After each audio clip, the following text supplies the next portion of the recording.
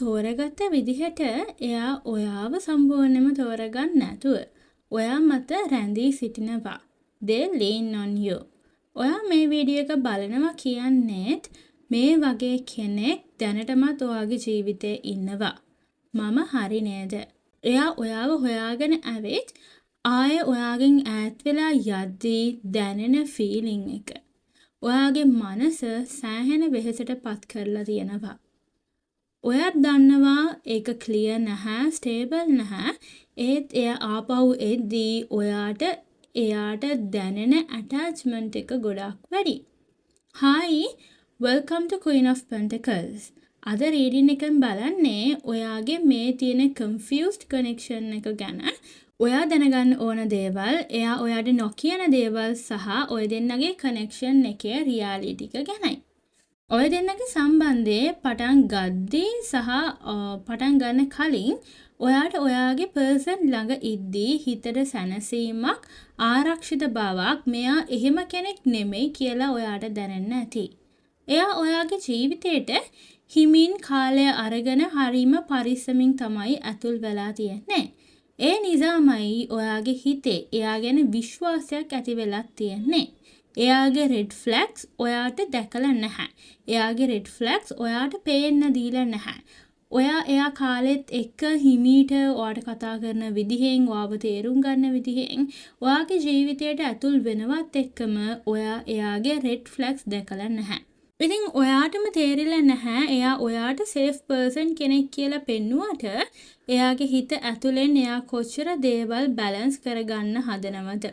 එයාට ඕන වෙලා තිබිලා තියෙන්නේ සැනසීමක් සහ නිදහසක්.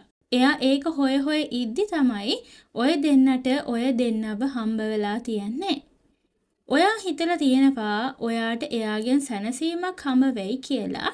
ඒත් ඇත්තටම බැලුවොත් ඔයාගේ පර්සන් ඔයාගෙන් සැනසීමක්, රිඇෂුරන්ස් එකක් සහ ඩිරෙක්ෂන්ස් ලබා ගන්නවා. එයාගේ ප්‍රශ්න එක්ස්ප්ලেইন කරන්න ඕන නැති, ඇයි එයා කඩාගෙන වැටෙන්නේ කියලා පැහැදිලි කරන්න ඕන නැති පුද්ගලයා ඔයා වෙලා තියෙනවා එයාට. You became the place where they could easily settle without having to explain why they were falling apart inside. ඔයා එක්ක ඉදී එයාට ස්ථාවර වෙන්න ඕන නැහැ. එයාගේ ස්ථාවරත්වය ගැන තියෙන ප්‍රශ්න මගහරින්න පුළුවන්. වගකීම් ගන්න නැතුව ඔයා එක්ක ඉන්න පුළුවන්. කාලෙත් එක්කම ඔයාටම දේවල් ටික තේරෙන්න අරගෙන තියෙනවා. මෙයාගේ ස්ථාවරත්වය නැතිකම, වගකීම් ගන්න කැමති නැති එක, ඔය දෙන්නගේ රිලේෂන්ෂිප් එක ඩිෆයින් කරන්න කැමති නැති එක ඔයාට එයාගේ ක්‍රියාවෙන්ම අවබෝධ වෙන්න අරගෙන තියෙනවා. රීඩින් එකේ එනර්ජි එකෙන් මට තේරෙන්නේ ඔය දෙන්න අතර තියෙන්නේ attachment based bond එකක්. attachment based connection එකක්. ඔය දෙන්න අතරේ යම්කිසි බැඳීමක් තියෙනවා. හැබැයි ඒක සැනසීම වෙනුවෙන් විතරමයි, අවශ්‍යතාවයන් වෙනුවෙන් විතරමයි. එහෙම නැත්තම් හිත ඇතුලෙන් එයා ඔයාව පිළිගන්නවත්, හිත ඇතුලෙන් ඔයා මගේ කියලා දැනෙන්නවත්, හිත ඇතුලෙන් එයා ඔයාව තෝරගෙනවත් නැහැ. මේ පිළිබඳව පර්සනලි දැනගන්න කැමති නම් ඔයාලගේ මේ ඩීටේල්ස් වලට ස්ක්‍රීන් එකේ ඩිස්ප්ලේ වෙන WhatsApp නම්බර් එකට මැසේජ් එකක් සෙන්ඩ් කරන්න, පර්සනල් රීඩින් එකක් වෙනුවෙන්. එයාට ඔයාව දැනෙන්නේ නැතුව නෙමෙයි, එයාට ඔයාව දැනෙනවා. හැබැයි ඉමෝෂනලි ඉන්ටෙන්ස් වෙද්දී එයාට ඒක බරක්. ඉමෝෂනල් ඩිස්කම්ෆර්ට් ෆීලිංග්ස් තියෙනවනේ, චිත්ත වේගී අපහසු හැඟීම්. ඒවට ඔයාගේ පර්සන් පොඩ්ඩක්වත් කැමති නැහැ. ඒ වගේම ඉමෝෂනලි ඩිස්කම්ෆර්ට් සිටුේෂන්ස්, ඉමෝෂනලි ඩිස්කම්ෆර්ට් ටොපික්ස් මාතෘකා ගැන කතා කරද්දී ඒවට මුහුණ දෙන්න වෙද්දී එයාට ලේසි කාලයක් නෝ කන්ටැක්ට් ඉන්න එක, ප්‍රශ්න මගහරින එක, ආවේගශීලීව හැසිරෙන එක, හිතේ තියෙන දේවල් කියද්දී එයාට දැනෙන්නේ එයාව එක්ස්පෝස් වෙනවා වගේ ෆීලිං එකක්. එයා කැමති නැහැ ලේසියෙන් රණ්ඩු වෙන්න ඔයා එක. ඔයා එක ආගියු කරන්න. එතකොට එයා කියනවාදී ආගියු කරද්දී ඔය දෙන්න අතර පොඩි හරි කන්ෆ්ලික්ට් එකක් ඇති වෙද්දී මගේ ජීවිතේ ඕනතරම් ප්‍රශ්න ගැටලු තිබ්බා. මට ආයි රණ්ඩු වෙන්න ඕන නැහැ. ඉතින් එයා ඇත්තටම කැමති නැහැ ඔයා එක්ක ආගියු කරන්න, ඩීපර් කන්වර්සේෂන්ස් ඇති කරගන්න, ගැඹුරු සංවාදවලට කැමති නැහැ එයා ඔයා එක්ක. එතකොට වගකීම් වලින් පැනලා යන්න තමයි මේ පුද්ගලයා බලන්නේ. ඔය දෙන්න මේ වෙලාවේදී no contact situations වල ඉන්නව නම් මේක තමයි ඇත්තම හේතුව. ඔයා හැඟීම් පැත්තේ මොන හරි දෙයක් බලාපොරොත්තු වෙද්දී එයා නැති ප්‍රශ්න හදාගෙන නෝකන්ටැක් ඉඳලා කාලයක් කතා නොකර හිටියාම ඔයාට ඒ ප්‍රශ්නේ ඔයා අහපු ප්‍රශ්න ඔයාට අමතක වෙනවනේ. අන්න ඒක තමයි එයාට කරන්න ඕන. එයා හිත ඇතුලෙන් එයාට දැනෙන බය තුනක් තියෙනවා. පළවෙනි දේ තමයි එයා බයයි තමන්ගේ පාලනය නැති වෙනවට. අනිත් දේ තමයි එයා බයයි එයාගේ හැඟීම් ඔයා දැනගන්නවට. එයා හිතන විදිය, එයාගේ ඇත්තම හැඟීම්, එයාගේ ඉමෝෂනල් වර්නරබිලිටීස් දැනගන්නවට එයා බයයි. තුන්වෙනි දේ තමයි එයා බයයි නැවත පාරක් ඔක්කොම එයාට නැති වෙයි කියලත්. සමහර වෙලාවට එයාට දැනෙනවා ඔයා එක්ක තියෙන සම්බන්ධය අර්ථවත් සම්බන්ධයක්. ප්‍රශ්නේ තමයි අර්ථවත් සම්බන්ධයක් තිබ්බට ඔයා එයාට හදවතින් ආදරය කරාට ඔයා එයාව හදවතින් පිළිගත්තට අර්ථවත් සම්බන්ධය පවත්වාගෙන යද්දී ඒකට අවශ්‍ය කරන උත්සාහය, එතකොට කන්සිස්ටන්සි එක, එෆෝර්ට් එක, ඉමෝෂනල් වර්නරබිලිටි එක, ඉමෝෂනල් අවైలබිලිටි එයා ඒව දෙන්නේ නැහැ. දැනටමත් ඔයා දන්නවා එයා ඔයාව ඉමෝෂනලි යූස් කරනවා කියලා. හැබැයි ඔයා ඒක ලේසියෙන් පිළිගන්නත් කැමති නැහැ. මෙන්න මේ දේවල් ඔය දෙන්නගේ සම්බන්ධය වෙනව නම් ඔයා ඉමෝෂනලි යූස් වෙනවා කියන දෙයට ප්‍රූෆ් තමයි. එයා ඔයා ළඟට එන්නේ එයාගේ ජීවිතේ මොකක් හරි වෙනසක් සිදු වුණාම. තනි වුණාම, සැනසීම ඕන වුණාම, දේවල් එයා බලාපොරොත්තු වෙන විදිහට සිද්ධ වුණ නැති වුණාම, නැවත පාරක් යථා තත්ත්වෙට දේවල් පත් වෙද්දී එයා ඔයාට කතා කරන එක අඩු කරනවා. සමහර වෙලාවට දවස් 3-4කට පස්සේ කතා කරන්නේ. වෙනද වගේ කතා කරන්නේ නැහැ.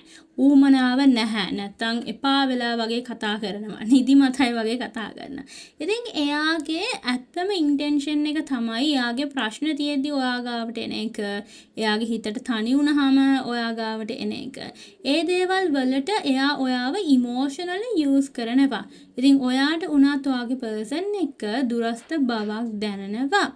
ඔයා මේ දේවල් ගැන ඇහුව ගමන්ම එයා නැහැ ඔයාට බැනලා ඔයාට ගෑස් ලයිටින් කරලා එයා නෝ කන්ටැක්ට් වෙනවා.